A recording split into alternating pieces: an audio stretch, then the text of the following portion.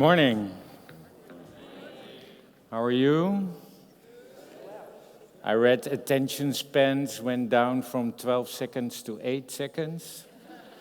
You are already here for close to 2 hours. I'm not sure if you're... Well, I have 15 minutes, so hey, we'll see. First of all, of course, thank you organizers, IRC, Water for People, Water for Good, to have this All Systems Connect again here in The Hague. I'm happy to be here. It's 39 days after the closing of this UN 2023 conference. Tomorrow, it's 6 weeks after. It was 46 years, so what is 6 weeks? Huh? But I'm impatient, perhaps as much as you are, I think. I'd like to first thank Hajar, Spurti, Sarisi, Valerie, Deandra, Pranaya, Cecira, and Hadi. Where are you? Yeah, there you are, all together. Wow, yeah. Why do I thank them? Not only because they will be your connectors for systems change across these 3 days as young representatives and change agents, not only because they will help you understand what it literally means to be a generation that is at the forefront of everything we currently face, and the generation I represent is the generation that got them here. It's also this amazing team that helped me yesterday to be inspired to actually be on this stage, because I really questioned. Patrick asked me to do this. Why 39 days after UN conference have another conference? And why should I be here, if at all? And there are reasons for that, but there's still, for me, a lot of uncertainty. Why? Perhaps the most important one, and I talked about this yesterday with Hajar and the whole team, is when I think about my mother. She was from 1926. She passed away in 2011. She was sick, so she never witnessed me becoming a first special envoy for international water affairs at all. I had no opportunity to talk to her about everything you are talking about today and in these days. But I'm pretty sure if she would listen, or actually if I would listen to my heart, I have no clue how to tell her,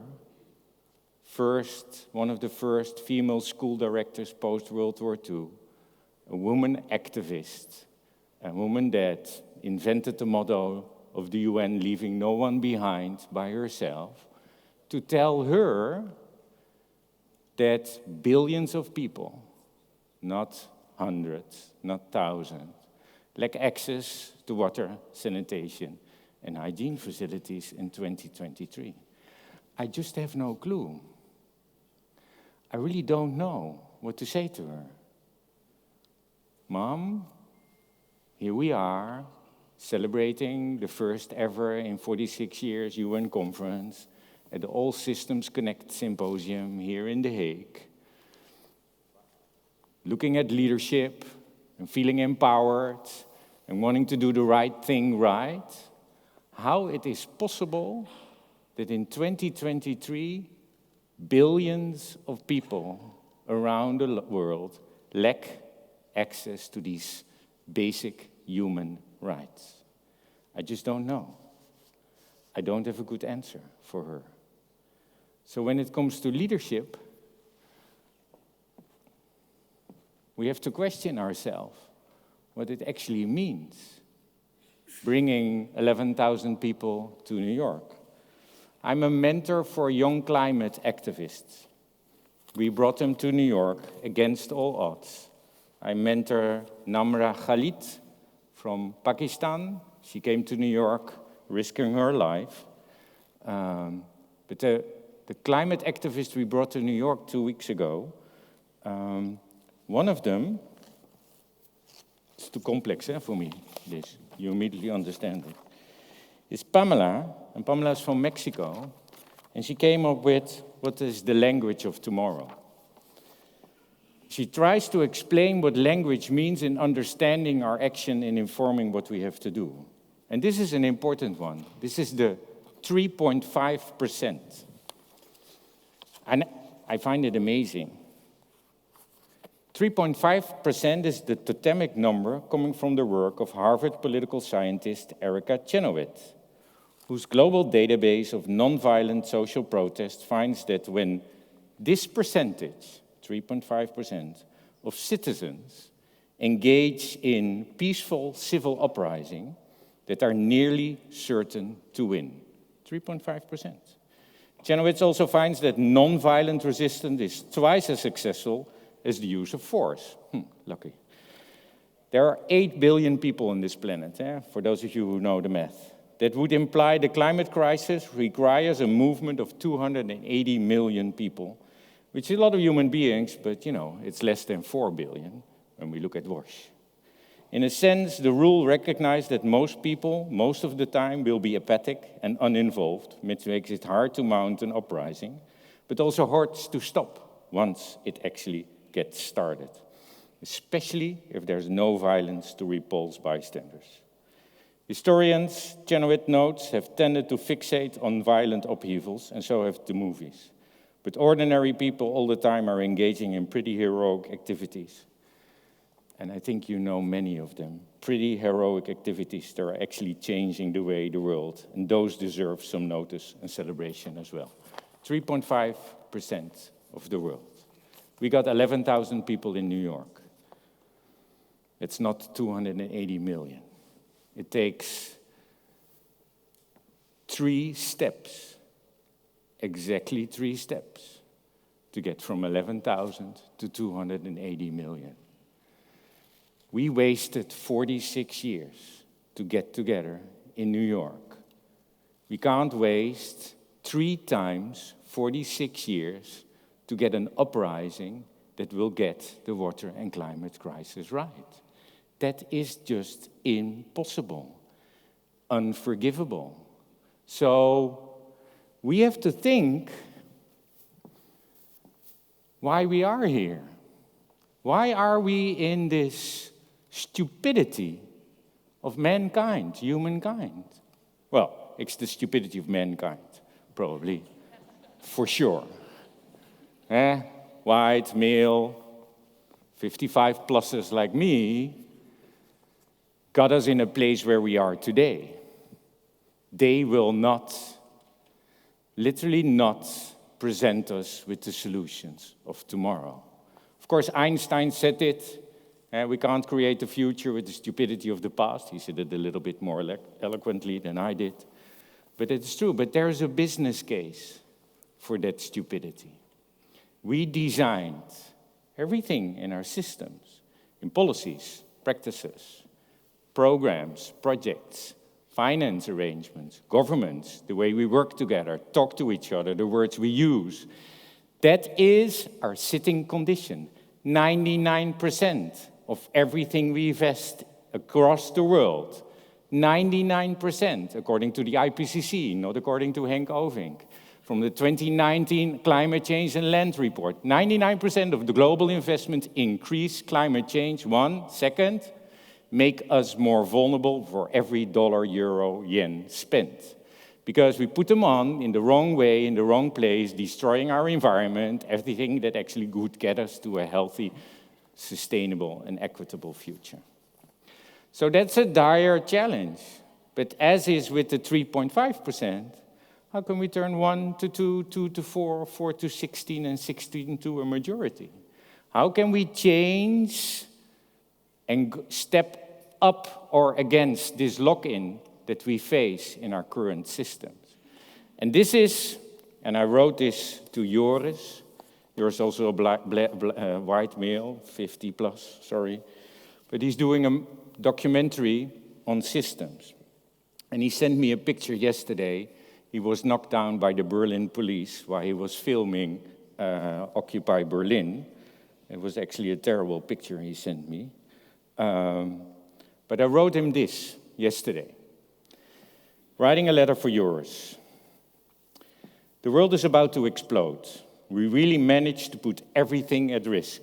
Geopolitics, climate, safety and health, nature, our cities, food and countryside, human rights, and everything we actually aim for, everything we hope for. That inclusive, sustainable and just, secure future for generations to come. Those growing up now, the Hajars of today, don't know any better. The future is uncertain. Climate change disrupts everything. And at the heart of all of that is this massive water crisis. We have destroyed the water cycle. How are we going to fix it? We can. We could, but we can and we must. And that only works if we do everything we can to reverse the incentives and vested interest of the present, which are all the result of yesterday. Offer an alternative that we can step into, because it is not that complicated. It just requires a rigorous farewell to the now. And that hurts. Pain that is felt by the vested interest and thus held back. But we must. How do we escape the system without letting go? How do we work on success parallel to the failures and turn the existing reality around with those alternatives? That's what I try every day, changing the system from the inside with the outside. Presenting an alternative in a safe, parallel space that embraces the complexity, like in these 3 days, and makes room for differences.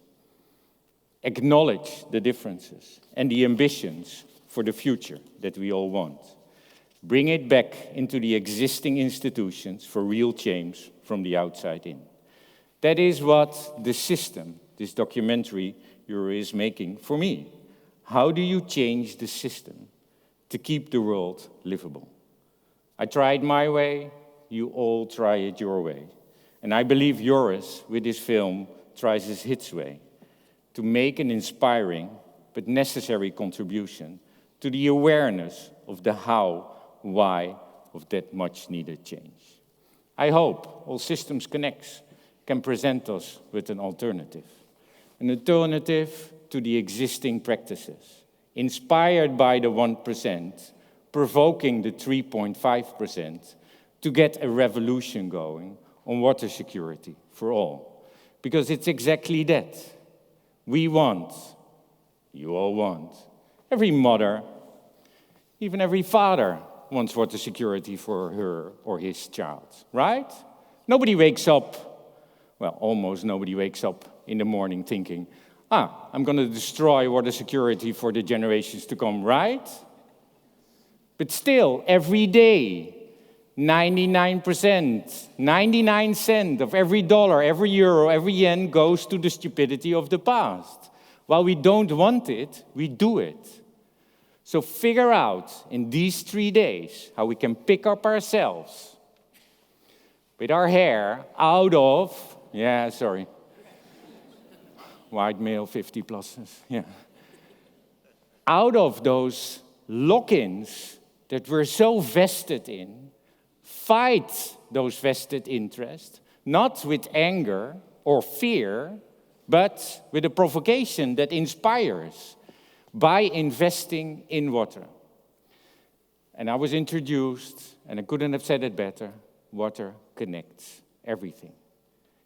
Health, environment, climate, justice, geopolitics, small politics. But most importantly, water connects us all. And I think the only thing that matters most, that we do it together.